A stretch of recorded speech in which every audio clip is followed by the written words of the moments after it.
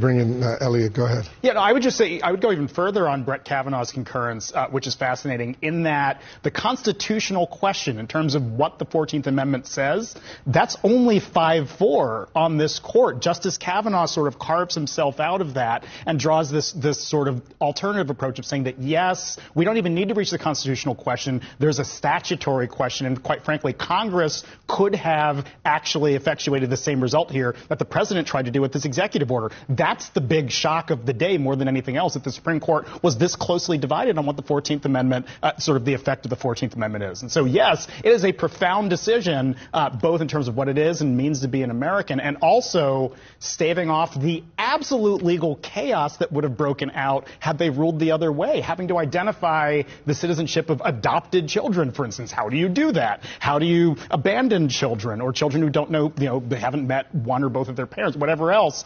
Everybody would have to verify their citizenship and create it sort of a generation of legal mess. And so they staved off a big problem, but the closeness on that constitutional question really stood out to me. So if undocumented immigrants, a mother who's undocumented in the United States, has a child born in the United States, the fact that you have a child who's a U.S. citizen, does that help you become a permanent legal resident of the United States? Well, first off, let me just make sure we're all clear on something.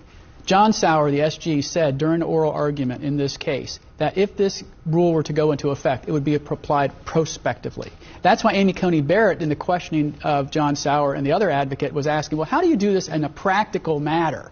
So we're not talking about going backwards and looking at people who were illegal aliens who had kids here and trying to figure out whether they're, one of the parents was legal or not. But as to your question, Wolf, yes. If, for example, you have a citizen marrying a non-citizen and they have a child in the country, that's a citizen. And this decides it not only on the constitutional ground but on the statutory ground. So anyone born in this country, period, is a citizen, with the exception of children of diplomats, and then the Indian tribes as a result of the statute. Just real quick, on that, what Coney Barrett was getting at there, imagine a parent comes to the country unlawfully yesterday, has a child, a year from now has another child. That is a legal mess to identify the different citizenship statuses of the different people in one particular household. And I think she was making the point that this...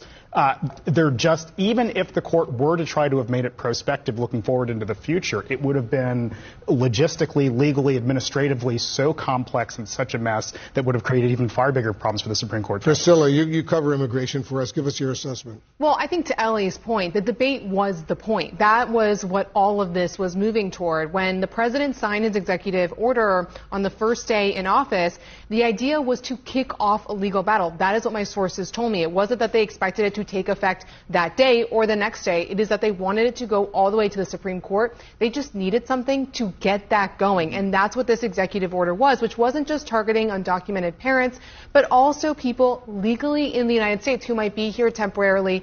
Think, as an example, someone here who is on business and here for a short period of time but may have a child during that time. So this is going to be a blow to people within the president's orbit who have wanted the Supreme Court to decide this matter and the matter specifically of the subject to the jurisdiction of and what that means. I think we'll have to see how they move forward from here.